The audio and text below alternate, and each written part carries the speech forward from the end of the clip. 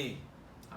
Queridos, palavra para nós é de um verso hoje que você certamente já ouviu lá no livro de Romanos, Romanos 8:37. E no capítulo 8 de Romanos, Paulo está trazendo muitas palavras de encorajamento para os irmãos, e esse é um tempo que eu tenho sentido no Senhor da gente buscar essa coragem, da gente não desistir, certo?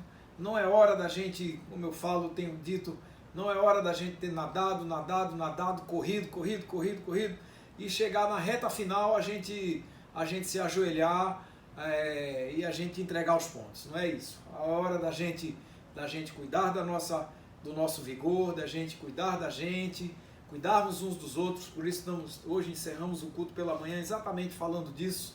Né? É tempo da gente cuidar da saúde, cuidar das mulheres, cuidar do câncer de mama, que atinge homens também, viu, moçada? 1% dos casos de câncer de mama é de homens, certo? É raro o câncer de mama, como acontece na mulher, acontecer no homem, mas também acontece. Mas então, como ele acontece primordialmente em mulheres, vamos nos cuidar, tá bom? Então é tempo da gente tomar cuidado, da gente atentar para a saúde, porque, enfim, eu penso no Senhor que a gente está no sprint final, na reta final desse tempo, dessa pandemia, certo?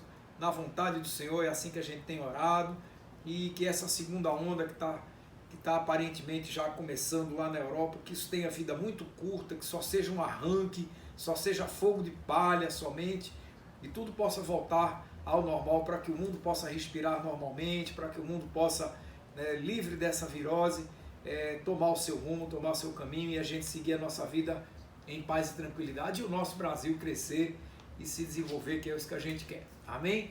Vamos lá. Então, a palavra para nós se encontra lá em Romanos, no capítulo 8, verso de número 37. Então, pegando lá a linha que eu falei agora há pouco, é um momento em que o apóstolo Paulo está falando aos irmãos, trazendo palavras de encorajamento, falando do significado da vida em espírito, ou seja, da vida pela direção do Espírito Santo. Quando ele fala um pouquinho da glória futura, ele encoraja os irmãos falando do que seria, né, que todo esforço ele vai ter um final. E aí chega aqui nesse momento, e chegando pertinho já do verso que a gente vai ler aqui, Paulo chega aqui no verso de número 28, se não me falha a memória, ele diz assim, olha: sabemos que Deus age em todas as coisas para o bem daqueles que o amam e dos que foram chamados de acordo com o seu propósito. Então, meu irmão, se você ama a Deus, se você foi chamado por Deus, foi chamada por Deus, eu tenho absoluta certeza que sim,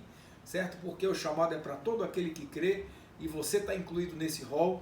Então, Deus está agindo para o melhor na sua vida. E aí Paulo vem no verso que a gente vai ler agora, que é nele que a gente vai trabalhar, e ele diz assim, depois de ele ter somado todas as circunstâncias da vida naqueles dias, né, falando que serve para os dias de hoje também, e ele diz assim: mas em todas estas coisas, porém, somos mais do que vencedores por aquele que nos amou.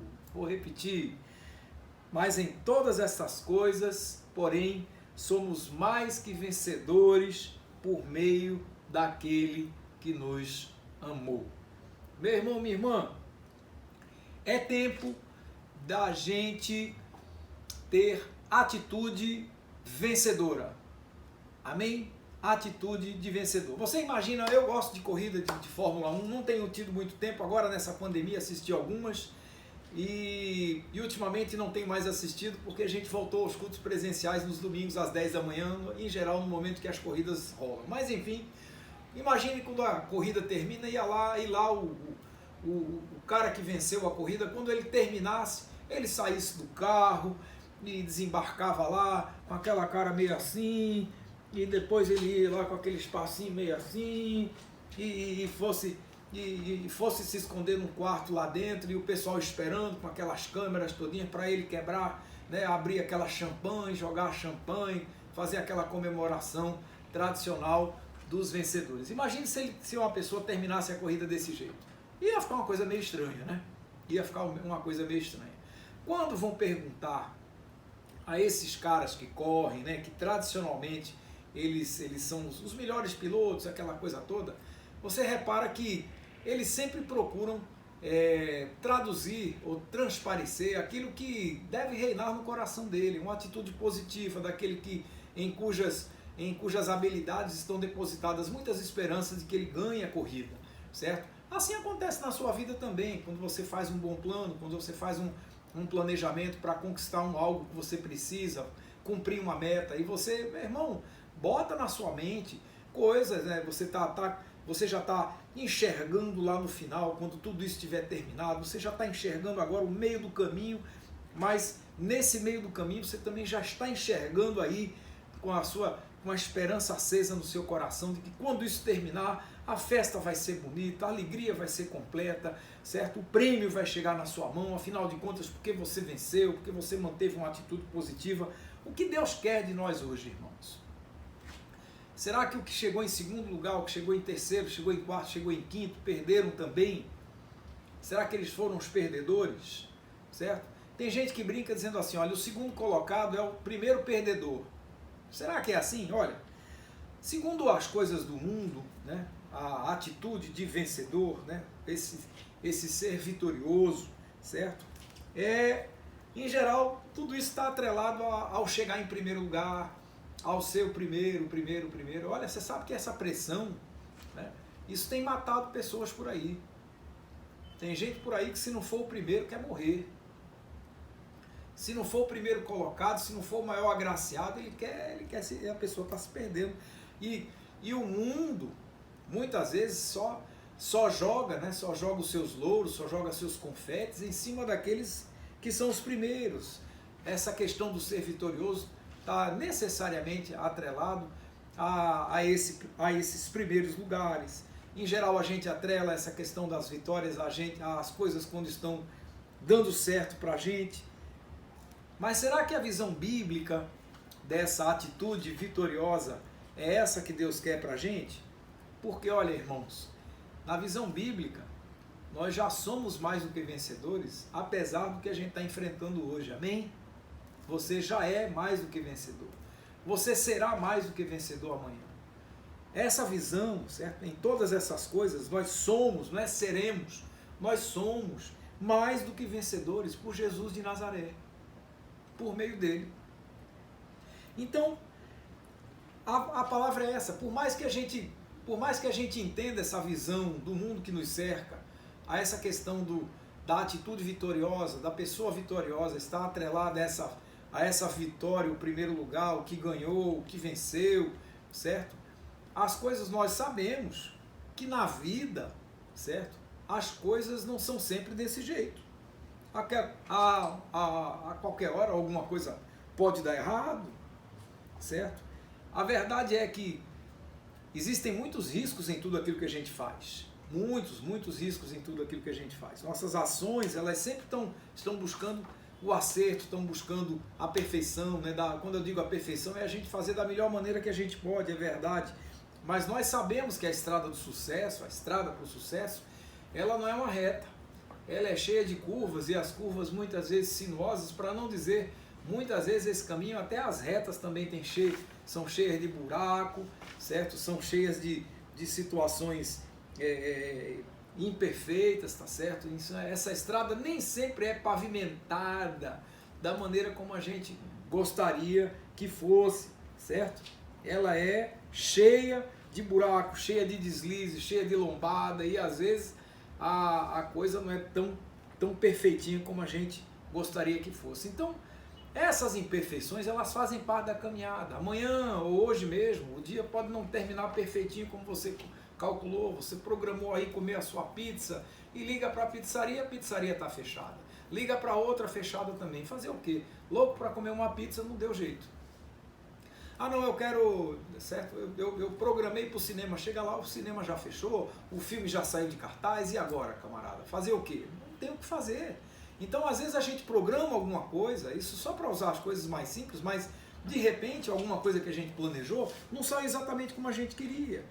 o seu trabalho, o trabalho que você houver de produzir, talvez não consiga produzir exatamente tudo aquilo que você planejou, por uma série de circunstâncias. Nem sempre elas são ruins, nem sempre elas são... Mas são coisas da caminhada, meu velho. Fazer o quê? Certo? Você estava lá construindo aquela coisa e no meio do caminho uma ferramenta quebrou, e agora? Fazer o quê? Só vai poder fazer quando a ferramenta estiver consertada ou comprar outra. Ah, vai atrasar o projeto, mas faz parte da caminhada. Não é, você não planejou o atraso, certo? São as imperfeições da caminhada.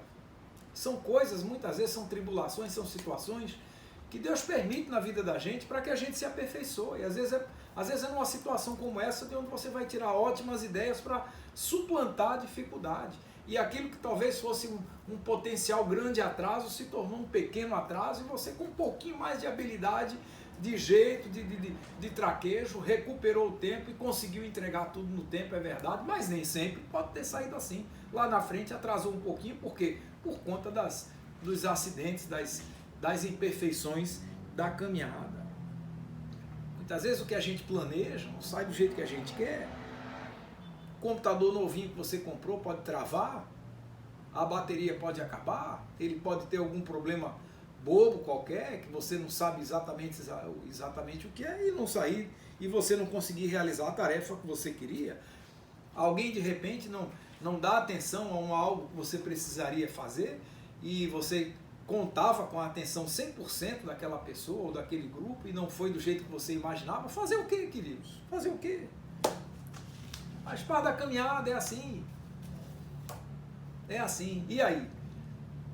Eu quero dizer a você que, apesar de tudo isso, Deus nos quer com atitude de vencedor, certo? Sabe qual é o problema? Que por conta disso, irmãos, muitas vezes porque uma máquina trava, um motor não funciona, uma pessoa não faz o que você gostaria que ela fizesse, ou seja, a resposta que você gostaria da vida não saiu exatamente como você planejou. E tem gente que por conta disso se revolta, tem gente que se desespera, tem gente que se perde, tem gente que desiste. Tem gente que arrebenta com raiva tudo aquilo que fez, porque planejou de um jeito e não foi exatamente como a pessoa queria. E aí passa a vida aí se achando a pior das pessoas, e eu vou dizer, de forma absolutamente desnecessária, certo? Então o que Deus quer? Deus quer que a gente, apesar dessas coisas, que a gente se sinta vencedor, certo? E aí vem a pergunta, como é que eu posso ser essa pessoa, ter no meu coração esse sentimento? E alô, queridos, alô, veja bem, nós não estamos sendo convidados aqui a nos tornarmos os arrogantes de Jesus, certo? De jeito nenhum, eu já venci, já sou, não, nada disso, certo? É uma vitória em humildade, tá certo? A pessoa que vence com humildade, ela vence sabendo que deu o seu melhor, e que o seu melhor conseguiu extrair o melhor daquela prova a qual você se submeteu, amém. Não precisa necessariamente zombar de quem não chegou aonde você chegou, da maneira como você chegou, certo? E o que é ser esse vitorioso, quer se sentir ou se reconhecer esse vitorioso, amém? Vamos lá. Primeiro lugar, se ver vitorioso é você gastar menos tempo reclamando. Meu irmão, para de reclamar, não adianta, querido. A virose está por aí, está diminuindo a verdade, a incidência? Está diminuindo a incidência, tá, certo? Tá, aqui no Brasil pelo menos tá. Na Europa parece que está aumentando, e a gente está orando para que isso seja foguinho de palha, é verdade. Mas não adianta você ficar reclamando da vida o tempo todo, ok? Não adianta ficar reclamando das autoridades, porque olha, se aqui no Brasil, Deus o livre, isso acontecer também, vai ter gente chamando as autoridades de irresponsáveis, porque, por exemplo, estão aos pouquinhos, paulatinamente, abrindo as portas para algumas atividades. Para quê? Para que o nosso país possa voltar a funcionar, irmãos. O fôlego do nosso país é um fôlego limitado, ninguém aguenta 1 hora debaixo d'água, não. A gente aguenta uns segundinhos e alguma coisa, se passar muito disso a gente morre afogado. Então o país tem que voltar a respirar. E são os nossos homens públicos irresponsáveis? De jeito nenhum, eles estão tentando acertar, se munindo de um mundo de gente da ciência, de gente que conhece um pouco mais do métier científico e da biologia e tudo mais, gente capacitada, e até os cientistas, ó, vamos lá, eu sou professor universitário, até os cientistas também estão tateando em muita coisa por aí, porque tudo isso é muita coisa nova. Então, ser vitorioso é a gente aprender a não reclamar tanto, a não viver lamuriando e passar a vida surpreso com os percalços da vida. E o que é pior, irmãos, tem muita gente que mais do que reclamar, murmura contra Deus, sem perceber, sem se dar conta de que você está aí hoje, me ouvindo. Se você está me ouvindo, você está aí porque a mão de Deus tem estado sobre a sua vida, para livrar você do mal. Teve gente que pegou Covid e nem saiu de casa, não precisou nem sair de casa, a Covid entrou. Como? Tem gente que fica assim, ó, peguei a Covid e acho que foi num pacote de um sanduíche que eu pedi da entrega rápida lá, daquela moçadinha que está por aí, graças a Deus, entregando de bicicleta e tudo mais. Você acha que alguém levou Covid para dentro da casa de alguém de propósito? Vou levar. Olha, o vírus não tem cor, não tem cheiro, não tem nada, não dá para ver. Então aconteceu? Aconteceu. Por que não aconteceu na sua vida? Aqui na minha casa a gente está recebendo coisa a semana inteira, a gente higieniza, joga álcool, certo? E vamos embora. Certo? E esse pessoal, tem muita gente que com todos esses cuidados ainda assim pegou. Por que você não pegou? Por que eu não peguei? É a mão de Deus, querido. Então para de murmurar.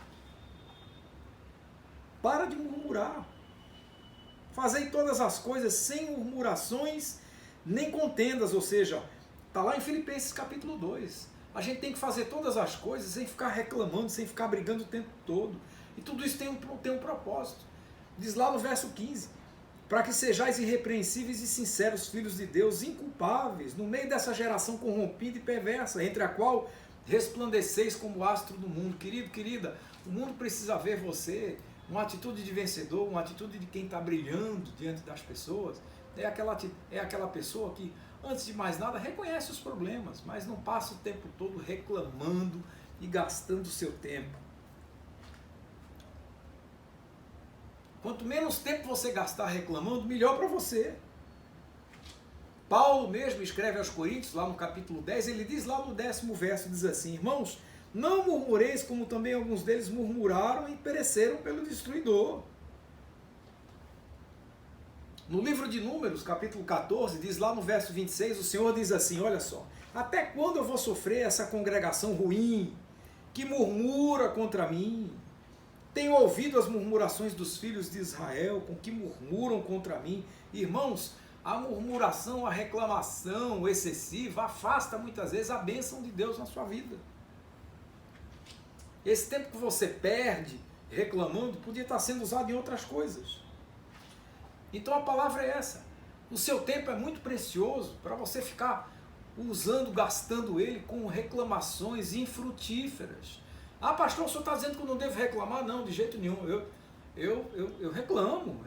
Eu comprei um equipamento um dia desse aqui em casa que chegou com defeito, já reclamei, estou devolvendo. Vou fazer o quê?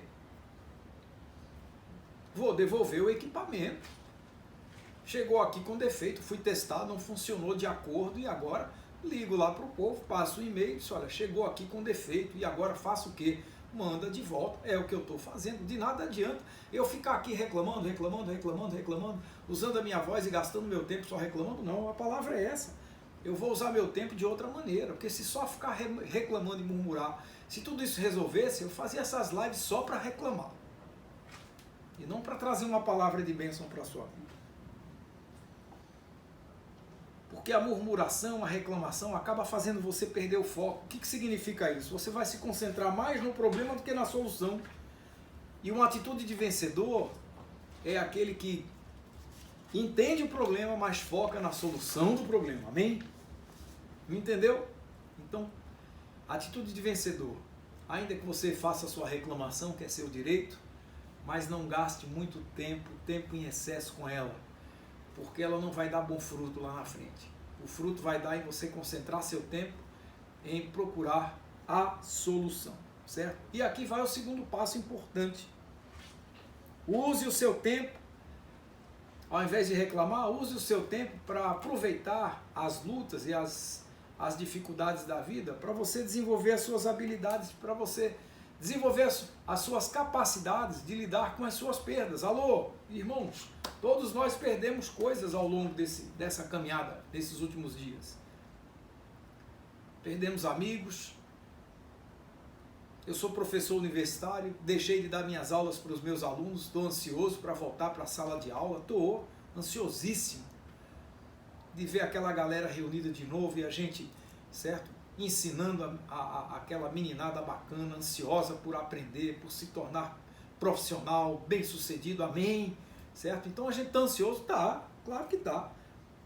Então, mas perdemos muitas coisas, como muitos perderam, teve gente que perdeu muito mais do que se possa imaginar. Gente que perdeu o emprego, gente que perdeu a empresa, gente que perdeu a paciência, gente que bagunçou a sua casa. Tudo isso tem solução, viu, moçada? Tem solução. Tá nas mãos de Deus? Tá. Muita coisa pode ser resgatada? Pode. Algumas não tem mais jeito. Mas também está nas mãos de Deus. Até para a morte Deus resolve. Tá certo? Mas tem situação que, enfim, a gente olha e diz assim, bom, não sei, só se Deus recriar, porque disso aqui não sai mais nada, certo? Mas Deus é aquele que pode trazer à existência aquilo que não existe. Então não vamos perder a fé não, tá bom? Vamos usar o nosso tempo para a gente aprender a lidar com as nossas perdas. E lidar com as perdas, irmãos, é a gente ter ânimo, apesar dos problemas, tá bom? Lidar com as perdas não é a gente ter medo de enfrentar o problema não, certo? Lidar com as perdas não é a gente se sentir acuado, com medo de enfrentar tudo de novo. Lidar com as perdas é você aprender a de repente ter que lidar com tudo de novo, mas com as suas esperanças renovadas, tá certo? Alô, veja bem o que eu vou dizer aqui. A gente aprender a lidar com as nossas perdas, muitas vezes exige a gente retrabalhar aquilo que estava aparentemente perdido, para que a gente de repente possa fazer melhor, para que a gente encontre um ponto de recomeço e a gente possa não fazer tudo de novo, mas fazer tudo de um novo jeito, amém? É isso aí, nós voltaremos para a nossa vida, e esse chamado novo normal não é começar tudo de novo, é começar tudo de um novo jeito, entende?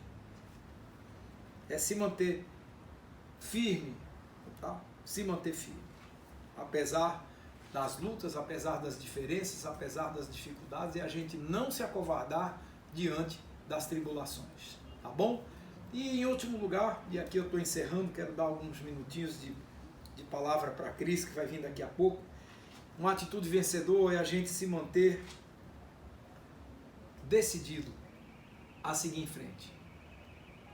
É olhar firme para o seu alvo e não andar para trás. Eu estava meditando e tem gente que diz assim, não fica andando para trás feito caranguejo. Quem foi que disse a você que caranguejo anda para trás? Caranguejo não anda para trás não, meu velho. Caranguejo anda para frente, ele só anda de costas. Diferente de você, não tem problema nenhum, certo? Entende?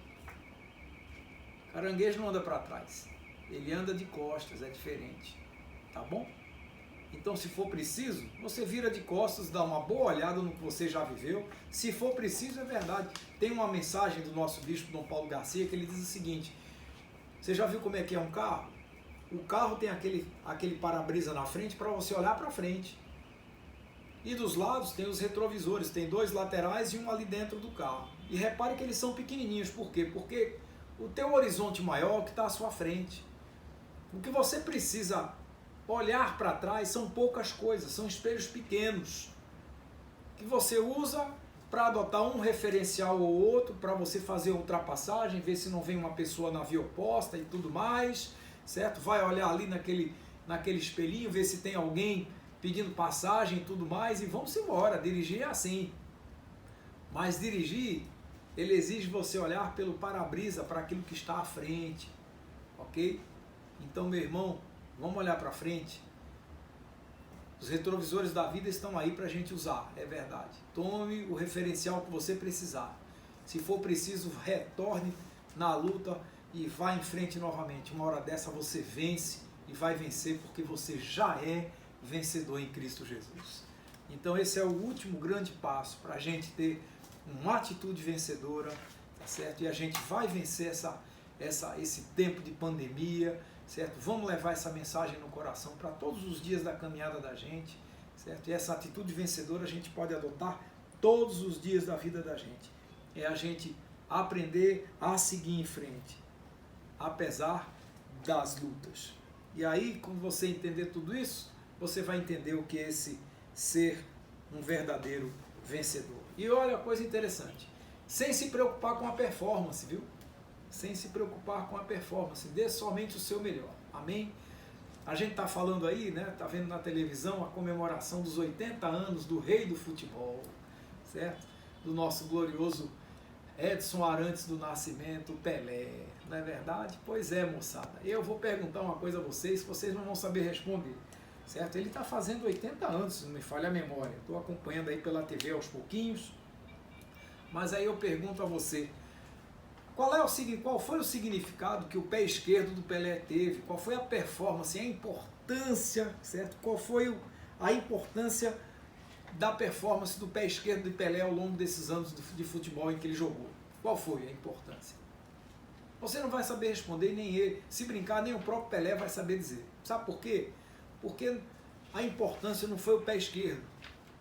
Ah, mas ele é destro, pastor. Certo? Eu digo, pois é.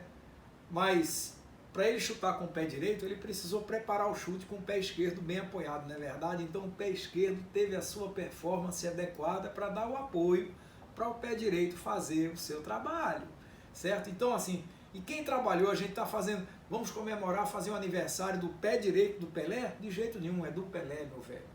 É da pessoa, porque olha, as jogadas, tudo isso ele mentalizou na cabeça dele, certo? A ginga, o jeito de driblar, o jeito de fazer, tá certo? Tá, e bateu recordes e hoje ainda continua sendo o tão falado rei do futebol. Qual foi a importância do dedo mindinho do pé esquerdo do Pelé? Ninguém sabe, certo? Por quê? Porque não teve importância, teve, mas a performance dele acabou se somando à performance do conjunto. E aí o que fez disso? O nosso rei do futebol. Tá bom? Então, querido, querida, vamos ser vencedores, sem nos preocupar exatamente com a performance. O que nos basta é a gente dar o nosso melhor. Siga em frente, siga adiante e tenha por base aquilo que a palavra de Deus ensina a você. Faça o bem, ame o seu próximo, ame a Deus sobre todas as coisas e o seu próximo como a si próprio, tá certo? E se você amar ao Senhor, se você buscar ao Senhor, a direção do Espírito Santo na sua vida, você vai ter tendo esses princípios imutáveis no seu coração, você sempre será mais do que vencedor. Amém? Vamos orar? Eu vou encerrar aqui, dar uns minutinhos para a Cris vir aqui e falar conosco um pouquinho e em seguida a gente celebra a ceia, tá bom? Vamos lá. Ó Deus, muito obrigado, porque esse sentimento de ser mais que vencedor não precisa de forma alguma passar pela arrogância de ninguém. Precisamos primeiro ser humildes o suficiente para aprendermos com as tribulações da vida, porque a Tua palavra nos ensina que a tribulação também traz seus frutos.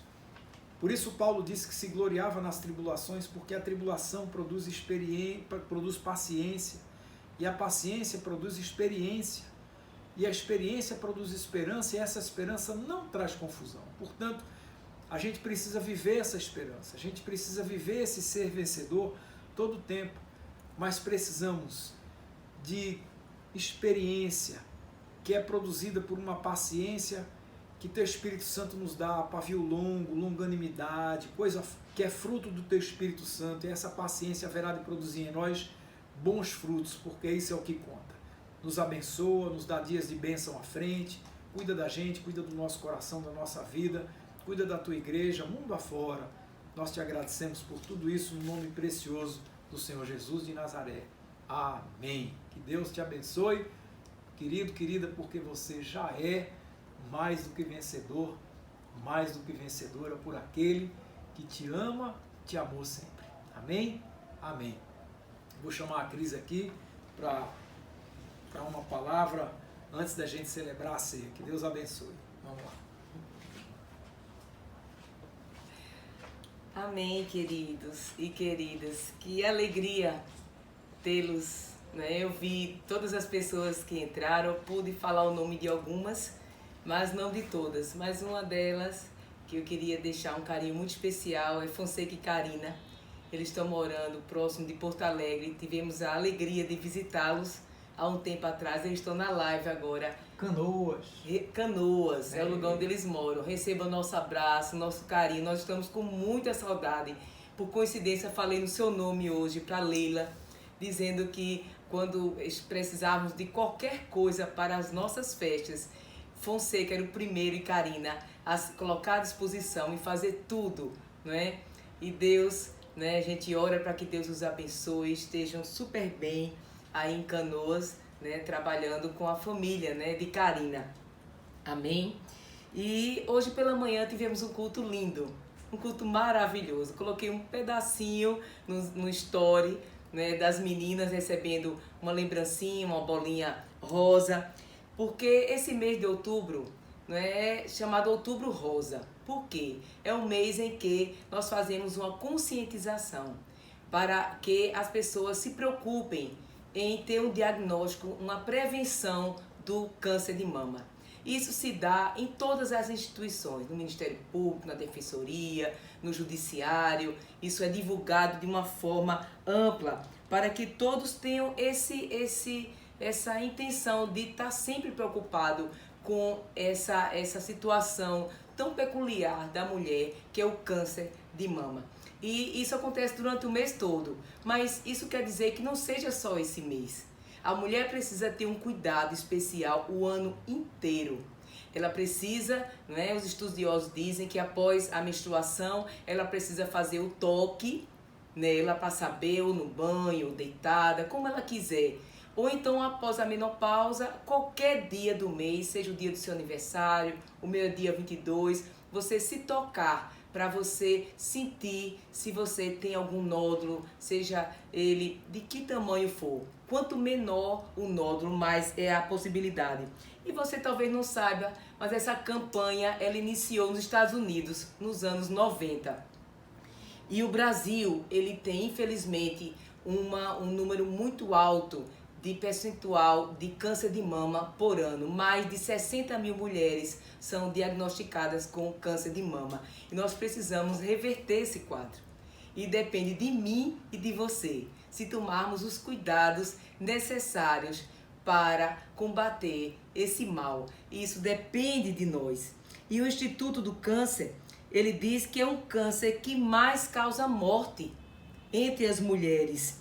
E é o mais temido, já que a percepção da sexualidade e a imagem da mulher, ela fica inferiorizada, ela fica com baixa autoestima. Nós devemos lembrar que nem todo tumor ele é maligno. Há tumores também que são benignos. E nem só a mulher sofre do câncer de mama, o homem também, só que é um percentual bem pequeno, de apenas 1%. E podemos comparar a mama, eu achei isso bem interessante, com um cacho de uva, que vai crescendo desde a primeira menarca, na adolescência, até chegar à amamentação. Aí na amamentação é que ele alcança a sua plenitude. Por isso que é tão importante que a mulher amamente o seu filho. Quanto mais tempo amamentar, mais a probabilidade dela não ter câncer de mama. Veja que coisa maravilhosa. E quando ele for diagnosticado e tratado na sua fase inicial, quer dizer, se ele for detectado com menos de 1 centímetro, a probabilidade de cura é de mais de 95%. Veja que maravilha. E tumores desse tamanho são pequenos demais para sentir no toque. Então você precisa fazer a mamografia. Então toda mulher após os 40 anos precisa fazer uma mamografia. Só que a realização do autoexame das mamas é o primeiro passo para você se livrar desse problema. E é realizado pela própria mulher. Por não existir uma causa específica para o câncer de mama, os especialistas apontam alguns fatores de risco. Você precisa estar atento a isso. E esses fatores, primeiro, ser mulher e ter mais de 50 anos. Segundo, se você ficou menstruada antes dos 12 anos. ou se você chegou à sua menopausa após os 55 anos. Se você ingere bebida alcoólica, se você não faz atividade física, se você engordou muito após a menopausa e tiver uma gordura abdominal, o tabagismo também, você viver em extremo estresse o tempo todo. Então tudo isso são fatores de risco que podem afetar as mulheres. E para diminuir a chance de desenvolvimento dessa doença, você precisa ter o quê? Uma boa alimentação. E eu achei bem interessante que ele falou que você precisa ter alimentos como verduras que contenham princípios antiproliferativos, como brócolis e repolho. Veja que interessante, eu amo repolho. Então vamos comer mais repolhos, queridas. Realizar exercícios físicos de modo continuado, correr, andar, nadar. Quando tiver filhos, como eu disse, amamentar por um bom tempo, né? E mulheres na menopausa, se for necessário, fazer a reposição hormonal. Então tudo isso é importante para que você combata esse mal. E para isso, não é? Eu queria deixar com vocês a palavra que se encontra em 1 Coríntios 6, 19 a 20, que diz assim: que não sabeis que o vosso corpo é o templo do Espírito Santo que habita em vós, proveniente de Deus, e que não sois de vós mesmos. Então nós somos templo do Espírito Santo. E como templo do Espírito Santo, nós somos alma, corpo e espírito. Então se você cuidar do seu corpo, vai estar tudo bem. Você precisa cuidar também das suas emoções, para que você possa vivê-las plenamente. E você entender que a primeira coisa, como disse a nossa psicóloga Tânia Holanda hoje de manhã, é você temer o autotoque. É você não ter medo de você se tocar, de fazer um exame, de você ler um exame. Como ela disse, uma amiga ficou apavorada de ver um exame, de levar para o médico. Você não pode ter esse medo, porque quanto mais cedo tiver o diagnóstico, você vai ficar curada. E também o lado espiritual, de você buscar a Deus. Porque caso você venha a ser diagnosticada de forma positiva no câncer de mama, você precisa confiar no Senhor, porque Ele está cuidando de você. Você precisa entregar tudo isso ao Senhor, porque como disse também hoje pela manhã nas palestras que ouvimos, a primeira pessoa a ter uma atitude vitoriosa, confiante no Senhor é a mulher.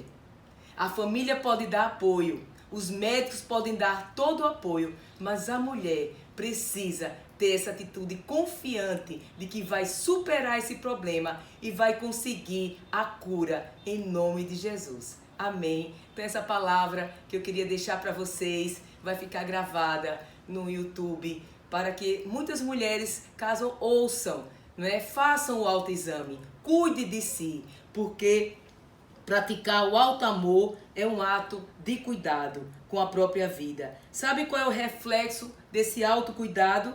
Você cuida e ama aqueles que te amam também. Então, quando você se cuida, você cuida do seu marido, você cuida do seu filho, você cuida de todas as pessoas que te amam. Amém? Deus abençoe cada um de vocês.